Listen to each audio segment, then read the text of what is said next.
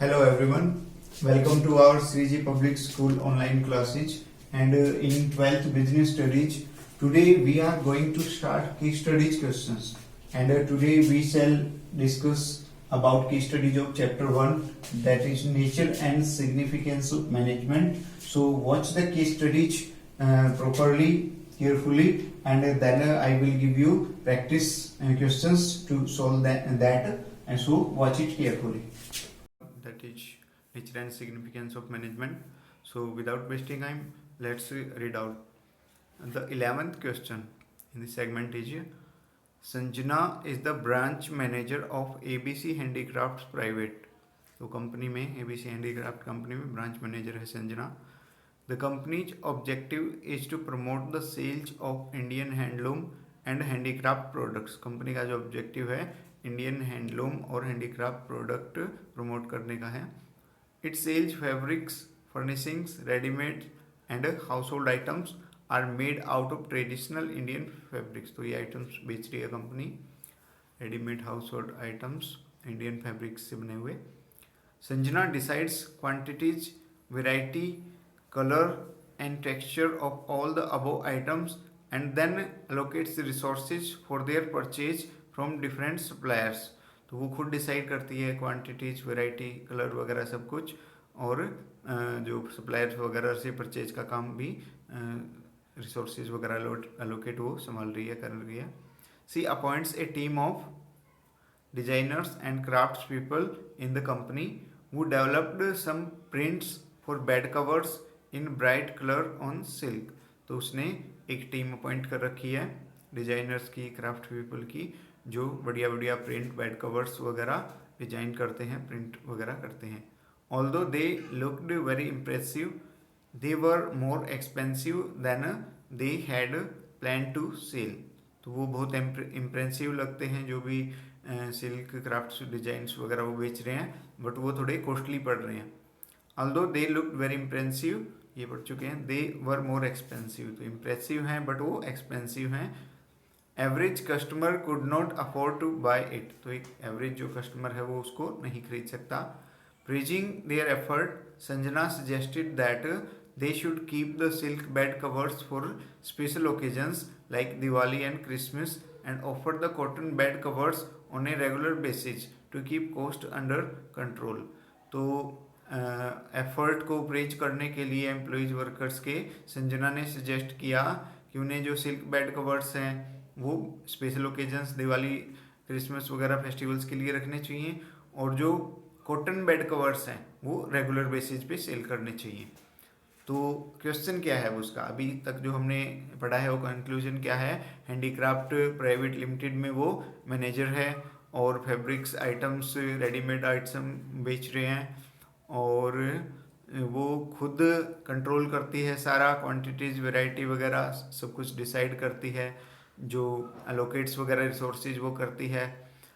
Team उसने appoint कर रखी है डिजाइनर्स की, क्राफ्ट पीपल की, और जो सिल्क आइटम्स हैं वो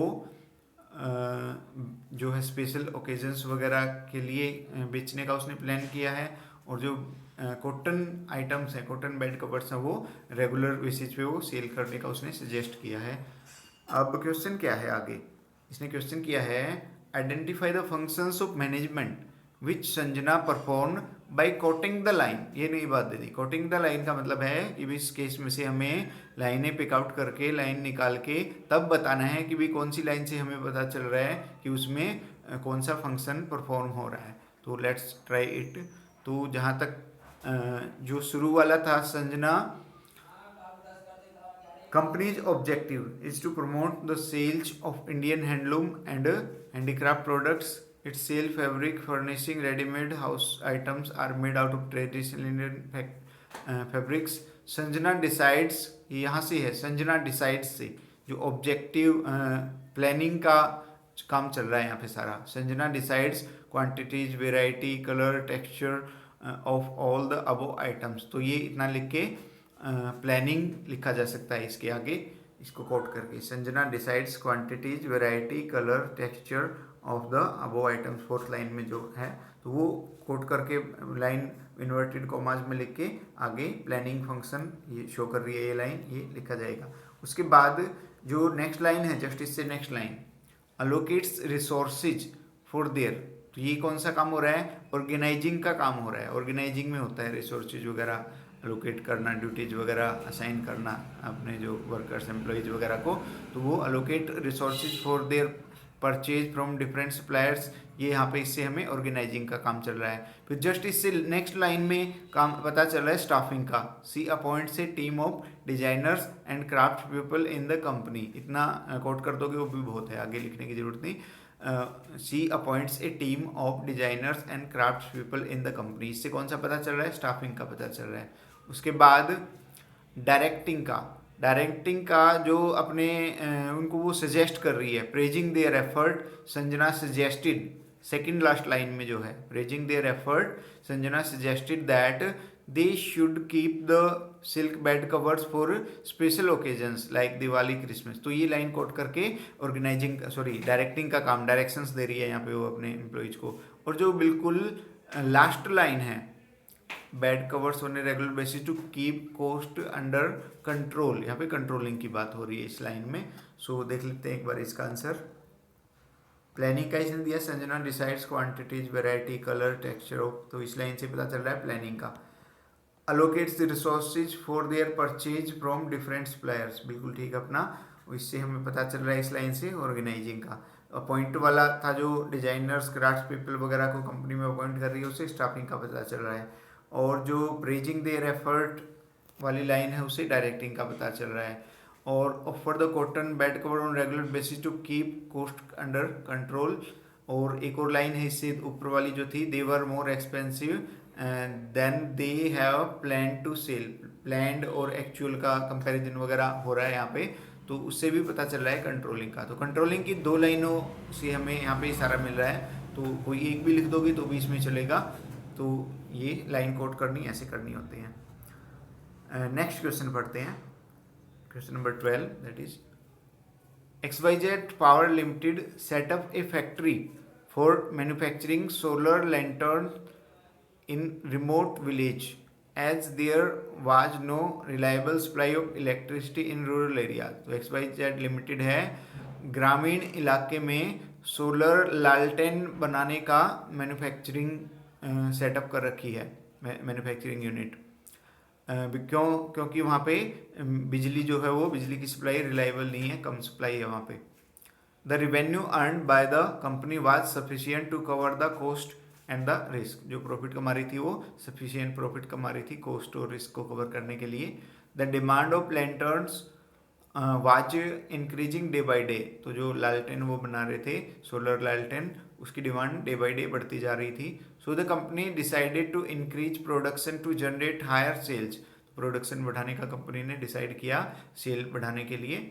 for this they decided to employ people from nearby villages as very few job opportunities were available in that area, तो इसके लिए उन्होंने जो आसपास के गांव थे वहाँ से लोगों को एम्प्लॉयमेंट देने का डिसाइड किया है, क्योंकि वहाँ पे गांव में अपॉर्चुनिटीज कम थी, तो कंपनी ने वहाँ के लोगों के बारे में सोचा, उनको जॉब देने का सोचा। The company also decided to open schools and creches for the children of its employees, तो एम्प्लॉयज के बच्चों के लिए स्कूल क्रीचेज वगैरह खोलने का सोचा है। अब क्वेश्चन क्या है इसका, identify and explain the objective of company discussed above, and objective बताने हैं हमने, तो दो ऑब्जेक्टिव यहाँ पे मैनेजमेंट के पता चल रहे हैं। 3 ऑब्जेक्टिव हैं टोटल वैसे देखा जाए तो, ऑर्गेनाइजेशनल, सोशल और इंडिविजुअल। तो यहाँ पे कंपनी जो है प्रॉफिट के बारे में अपना सोच रही है और सोसाइटी के बारे में, तो बेसिकली 2 है। बाकी एम्प्लॉयज़ की बात भी हुई है नीचे, एम्प्लॉयज़ के बच्चों के लिए स्कूल वगैरह देने की या खोलने की बात है, तो इंडिविजुअल ऑब्जेक्टिव के बारे में भी लिखा जा सकता है। तो तीनों ऑब्जेक्टिव में से लिखे जा सकते हैं। सेकंड क्वेश्चन क्या है इसका, the company is fulfilling the organisation, sorry answer ही बता दिया इसने क्वेश्चन की, ठीक है, मिसप्रिंट है ये।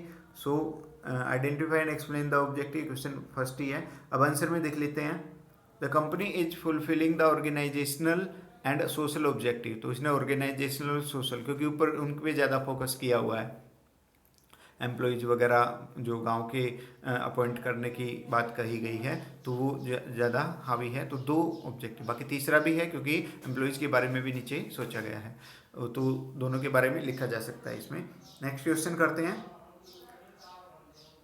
वैल्यूज़ दी हुई हैं इसने, वैल्यूज़ अब डिलीट हो गई हैं, अब पेपर में नहीं आती हैं, तो वैल्यूज़ पढ़ने का फ़ायदा नहीं है। इसीलिए उसने सेकंड जो क्वेश्चन था वहाँ पे वैल्यू पूछी होंगी ओल्ड उसमें, बट इसने ये आंसर लिख दिया इसको हटा के, तो वैल्यूज़ पढ़ने का फ़ायदा नहीं है। 13 क्वेश्चन पे आते हैं।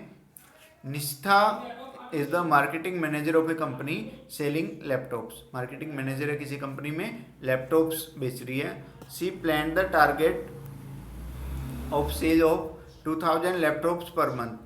तो एक महीने में 2000 लैपटॉप्स बेचने का प्लानिंग की उसने। She allocates necessary resources to carry out the plan. Resources वगैरह बांट दिए प्लान को कैरी आउट करने के लिए। She has 6 salesman working under her. तो 6 सेल्समैन है उसके नीचे जो काम कर रहे हैं। सी वर्क्स विद देम, उनके साथ काम कर रही है, guiding motivating them to achieve the target sales. At the end of the month, after comparison of actual sale with the target sale, she found that actual sales exceeded the target sale. तो जब compare किया तो actual जो cell थी, जो उनकी target cell थी 2000 laptop का, तो उससे ज़्यादा सेल आई।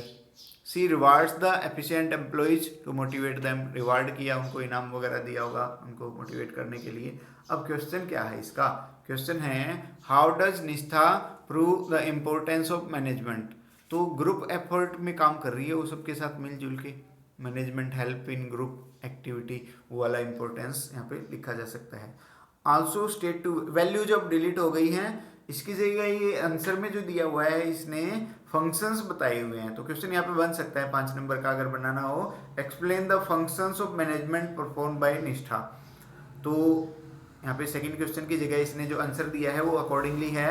सेकंड क्वेश्चन की जगह explain the functions performed by निष्ठा। तो 5 फंक्शंस उसने परफॉर्म किए हैं, प्लानिंग भी, ऑर्गेनाइजिंग भी, डायरेक्टिंग भी, स्टाफिंग भी, कंट्रोलिंग भी, और सारे फंक्शंस उसने पांचों के पांचों परफॉर्म किए हैं।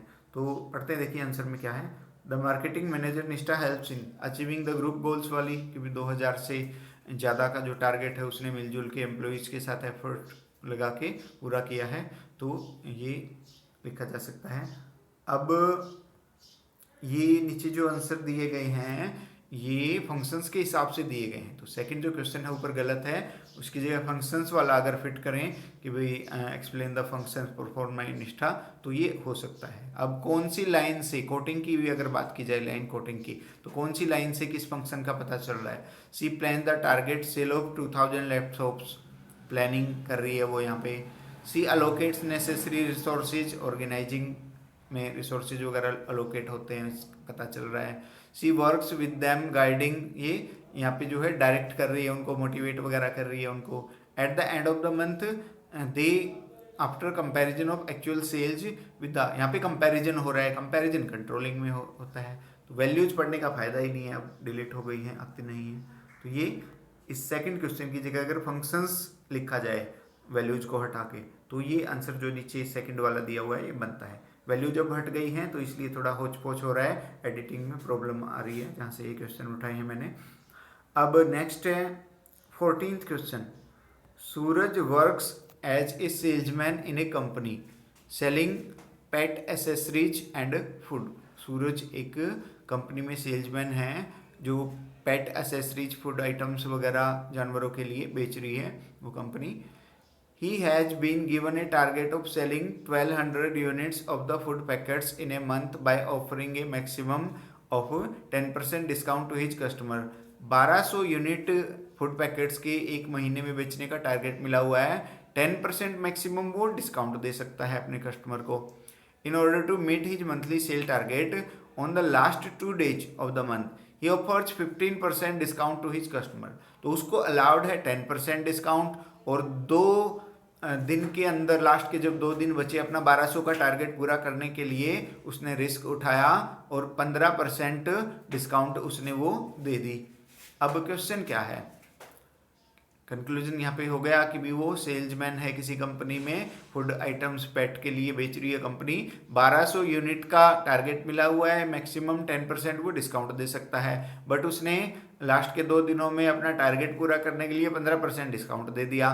तो उसने टाइम पे अपना टारगेट तो पूरा कर लिया, यहाँ पे वो इफेक्टिव तो है, टाइमली उसने टारगेट पूरा कर लिया, बट एफिशिएंट नहीं है। तो देखा जाए अगर इफेक्टिव एफिशिएंसी की बात आती है तो पढ़ते हैं, देखिए इसका क्वेश्चन क्या है, क्या पूछा है इसने। In the context of the above case, is Suraj effective in his work? Effective है क्योंकि उसने टाइम पे 1200 यूनिट पूरी कर ली, जैसा कि मैंने बताया, बट एफिशिएंट नहीं है। और क्या पूछा, explain by giving a suitable reason in support of your answer. तो बिल्कुल है, yes Suraj is effective in his work as he has been able to meet his monthly sales target of selling 1200 units of the food packet। तो उसने पूरा कर लिया target, तो वो इफेक्टिव है बिल्कुल। नेक्स्ट क्वेश्चन देखते हैं। Sujata works as a designer in export house, in an आना था, ANN। Sujata works as an designer in an export house, तो डिजाइनर है। As per the terms of an order received by the export house, she has to get 100 units of denim jackets made in 15 days at the rate rupees 2000 per jacket। पढ़ते इस line को दोबारा। As per the terms of an order received by export house, जो order मिला हुआ है उसकी term क्या है? She has to get 100 units of denim jackets made, तो 100 यूनिट 15 दिन में जैकेट्स की बनानी है, और कॉस्ट जो आनी चाहिए वो 2000 पर जैकेट कॉस्ट आनी चाहिए। She is able to complete her target production in 20 days because in order to complete the order in 15 days she would have made the workers work overtime. तो उसने जो टारगेट है वो 20 दिन में पूरा किया, अगर 15 दिन में कराती तो ओवर टाइम करना पड़ता। As a result, the cost of production per jacket may have increased by 100। जो cost of production थी वो 100 रुपये बढ़ जाती अगर वो 15 दिन में करवाने की कोशिश करती, ओवर टाइम उनसे करवाती। तो अब पूछेगा क्या कि भी वो एफिशिएंट है या इफेक्टिव है, तो यहाँ पे वो इफेक्टिव है, बट एफिशिएंट है, इफेक्टिव नहीं है, क्योंकि उसने 20 दिन में पूरा किया है। 15 दिन में कर लेती अगर टारगेट तो इफेक्टिव होती बिल्कुल, बट उसने 20 दिन में किया है, अपना खर्चा बचाने के लिए 100 रुपये और एक्स्ट्रा कॉस्ट ना आए, वो चीज़ उसने देखी है। तो यहाँ पे वो एफिशिएंट है, इफेक्टिव नहीं है। तो क्वेश्चन क्या है वो देखते हैं इसका नीचे। Is Sujata efficient in her work? बिल्कुल है, क्योंकि उसने 100 रुपये बचा लिए, बेशक 5 दिन लेट हो गया। Explain by giving suitable reason. Yes, Sujata is efficient in her work as she has been able to get 1000 units of denim jackets made at the rate 2000 per jacket। तो उसने 20 दिन भले ही ले लिए, पर 2000 पर जैकेट के हिसाब से उसने बना के दी हैं।